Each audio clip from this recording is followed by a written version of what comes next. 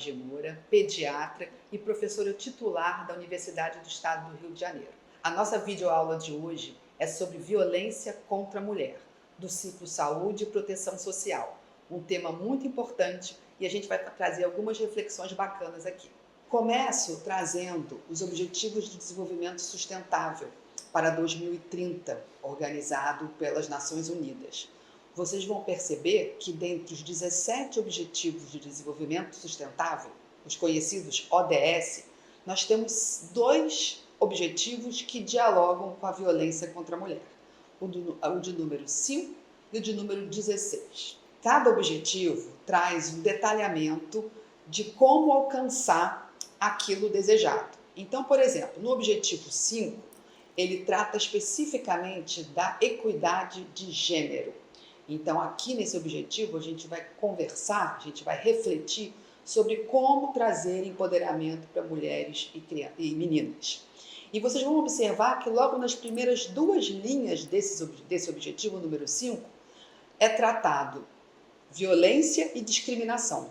Então, já mostrando a importância de abordar a violência contra a mulher para alcançar a equidade de gênero. O objetivo 5 continua falando sobre a necessidade de valorizar o trabalho doméstico, trazer equidade no cuidado dentro da família em relação à mãe e o pai, garantir a participação das mulheres, trazendo oportunidade para que elas possam exercer atividades de liderança financeira, na política, enfim. Tudo que se refere à equidade de gênero está contido no objetivo 5. O objetivo número 16, o ODS número 16, trata principalmente da cultura da paz. Existe a ideia de que sem a gente abordar a violência, nós não vamos conseguir desenvolver sociedades com justiça e com pleno desenvolvimento. Então, o objetivo 16, ele fala especificamente dos vários tipos de violência contra a criança, contra a mulher, contra o idoso, e o que se recomenda é que seja reduzido significativamente a prevalência e incidência desses atos, inclusive diminuindo a mortalidade por atos violentos. Além da presença da violência contra a mulher entre os Objetivos de Desenvolvimento Sustentável da ONU, a gente tem como pilar importante desse agravo a prevalência. Nós temos que 1 em cada 3 mulheres já sofreu violência física ou sexual ao longo da sua vida. Nos Estados Unidos, ocorrem 5 feminicídios por dia. Dentre as vítimas de assassinato, 50% aproximadamente das mulheres é vítima dos seus parceiros íntimos. Então, os seus parceiros é que perpetram o assassinato contra as mulheres. E, geralmente, essas violências fatais vão acontecer nos momentos de ruptura. Então, quando existe um escalonamento da violência contra a mulher, uma situação já bastante grave e uma resolução da mulher em se separar desse parceiro, normalmente nessa situação, nesse momento, é que acontecem os eventos fatais. Então, a violência contra a mulher é um grave problema de saúde pública. A Organização Mundial de Saúde trouxe num documento de 2021 um estudo amplo em todo o mundo, em todos os países do mundo, sobre a prevalência da violência com dados de 2018. Então, esse mapa que aparece aqui mostra justamente a distribuição dessa prevalência no mundo todo. O que esse documento nos mostra? Que a prevalência global de violência por parceiro íntimo chega próxima a 30%. Então, 30% das mulheres casadas entre 15 e 49 anos sofreram violência física ou sexual pelo menos uma vez na vida. Esse documento também traz a prevalência nos últimos 12 meses, no último ano. E aí essa prevalência cai um pouco, mas continua muito alta. Cerca de 15% das mulheres casadas entre 15 e 49 anos sofreram violência física ou sexual no último ano, mostrando a elevada prevalência desse fenômeno. Só que o que acontece? Esses números, apesar de alarmantes, apesar de bastante assustadores até, essa prevalência ela é subestimada. E por que isso acontece? Primeiro, porque existe uma variação na definição do que é um caso de violência contra a mulher. Será que todo mundo tem clareza dos tipos de violência física, psicológica, da negligência, da própria violência sexual? Outra coisa importante, como é a definição daquele parceiro íntimo? Por quanto tempo a mulher precisa estar num relacionamento para ser considerada uma violência entre o parceiro íntimo? Um dado importante, os atos que acometem mulheres acima de 50 anos são mais difíceis de serem obtidos, assim como os dados referentes à violência entre o mesmo sexo. Então, isso tudo mostra para a gente uma subnotificação de violência. Então, esses números, na verdade, é daí para cima. A gente sabe que a notificação da violência contra a mulher é compulsória, existe uma ficha de notificação própria para isso, mas a gente também sabe que a realidade é que os serviços de saúde não conseguem preencher essa ficha de forma adequada. E quando fazem,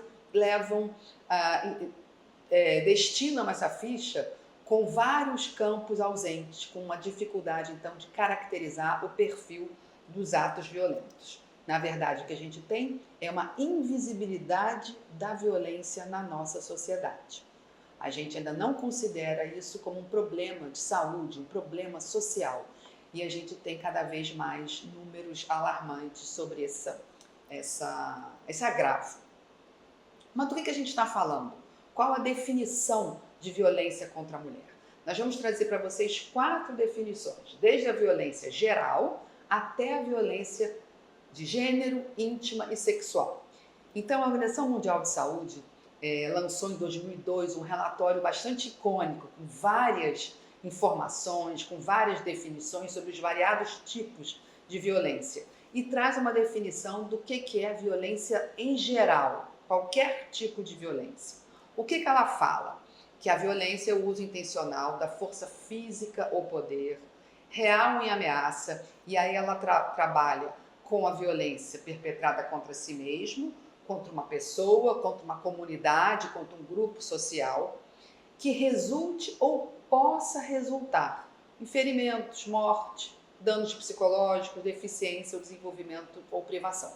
Então, são atos que resultam ou podem resultar. Então, a gente não precisa esperar que exista uma lesão para considerar que aquela pessoa foi vítima de violência.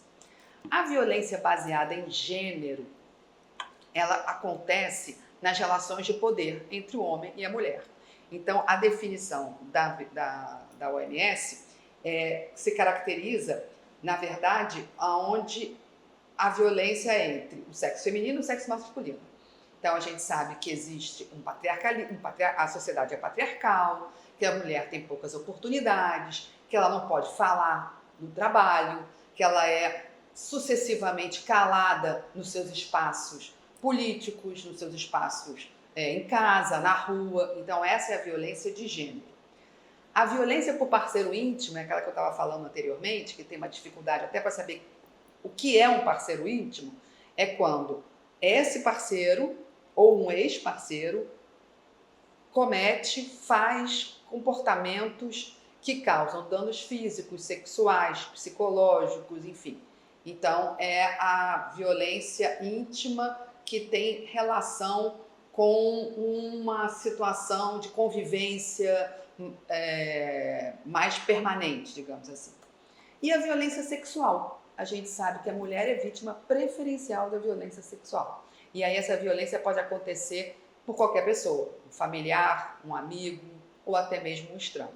Então a gente tem aí 4 dimensões, 4 possibilidades de definição da violência contra a mulher. E por que a violência acontece? Nesse mesmo relatório da Organização Mundial de Saúde, existe um modelo ecológico que tenta explicar por que a violência acontece. Esse modelo serve para qualquer tipo de violência, mas a gente vai trazer principalmente para a violência contra a mulher. Ele tem 4 dimensões. Essas dimensões são intercaladas. Então, a gente tem a primeira dimensão do indivíduo, depois a gente tem a dimensão dos relacionamentos que esse indivíduo estabelece, Depois a gente tem a dimensão da comunidade onde essas pessoas estão inseridas e a sociedade como um todo. Em cada uma dessas dimensões você vai ter fatores de proteção e vulnerabilidade. E essa balança entre o fator de proteção e vulnerabilidade é que explica a ocorrência da violência. Então, por exemplo, no caso da dimensão individual, ter sofrido violência no passado é um fator de vulnerabilidade para perpetrar ou para ser vítima de violência. No caso da última dimensão, que é a sociedade onde essas comunidades estão envolvidas. A gente sabe, por exemplo, que no Brasil, a nossa sociedade é machista, homofóbica, misógina, racista. Então, todo esse guarda-chuva interfere nos relacionamentos que a gente estabelece dentro da nossa casa, nas escolas, na rua. Então, essa é a ideia do modelo ecológico. Então, a gente está falando aqui de um tipo de violência que é a violência interpessoal, considerada como um evento complexo, multifatorial, a sua causalidade é ampla, vejam, existem 4 dimensões interligadas, mas a gente precisa principalmente identificar os fatores de proteção. É fácil para vocês imaginarem os fatores de vulnerabilidade, álcool, droga, a escolaridade baixa, o desemprego, mas quais são os fatores que protegem as pessoas, que protegem as mulheres de serem vítimas de violência? Isso que a gente precisa pensar quando a gente está trabalhando na perspectiva da promoção da saúde, da prevenção da violência. E outra coisa muito importante da gente lembrar, que é comum a co-ocorrência de diferentes tipos de violência. Então, a violência psicológica, por exemplo, está presente na violência física, está presente na violência sexual. E, além disso, é comum a violência contra a mulher acontecer junto com a violência contra as crianças, na mesma família. Então, está atento a essa possibilidade de co-ocorrência da violência, dos vários tipos de violência que a mulher pode sofrer.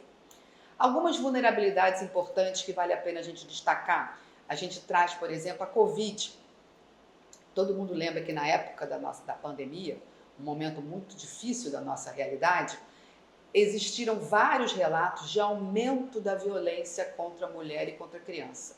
E por que isso aconteceu? Por conta do isolamento social. As mulheres estavam confinadas, as crianças estavam confinadas, trazendo uma maior vulnerabilidade. Mulheres trans, mulheres negras têm maior vulnerabilidade para sofrer violência contra a mulher.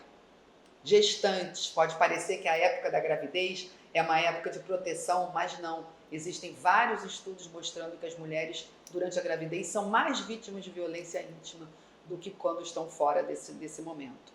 Então, o isolamento social, a gente já falou, questões socioeconômicas, a escolaridade e o próprio histórico de violência, como a gente já comentou.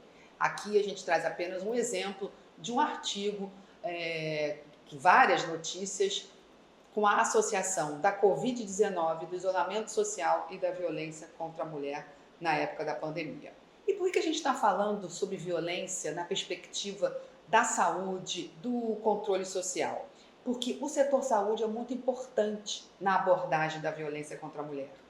Ele pode produzir evidências, produzir informação a partir da notificação, a partir da identificação de grupos vulneráveis, quais são as características, qual é o perfil da mulher que sofre violência, quais os tipos de violência que chegam nos serviços de saúde. Então, ele tem essa importância muito grande.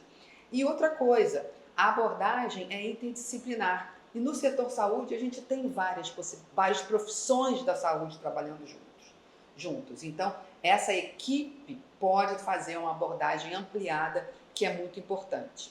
Outra coisa, os serviços de saúde muitas vezes são o primeiro local de busca por apoio das mulheres vítimas de violência. A gente consegue fazer detecção precoce dos casos, a gente consegue prevenir, pode ser feita intervenções. E é uma mensagem social, porque a partir do momento que o serviço de saúde, que o setor saúde mostra esses dados, ele está dizendo que são coisas que a gente não pode tolerar. Então, é muito comum a mulher entrar e sair do serviço de saúde vítima de violência e isso não ser detectado. Uma dor crônica, né? Uma mulher que vai o tempo todo no serviço ou que não faz o seu preventivo na época marcada. Isso tudo pode ser consequência da violência e o serviço de saúde precisa estar atento para poder detectar isso. As consequências da violência são muito graves, elas podem se manifestar a curto, médio e longo prazo. Geralmente o que a gente vê é uma escalada dos atos violentos. Dificilmente a violência já começa muito grave. Então é possível você observar, né, durante o atendimento dessas mulheres no serviço de saúde, esse escalonamento, essa maior gravidade dos atos perpetrados.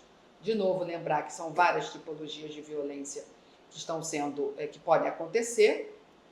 Às vezes a gente consegue identificar por conta de um autocuidado, né? A mulher com uma baixa autoestima, a mulher vítima de violência, ela tem vergonha, ela tem culpa, então ela tem uma baixa autoestima, então ela começa a não se cuidar, não vai à consulta marcada, e também isso se reflete no cuidado dos seus filhos.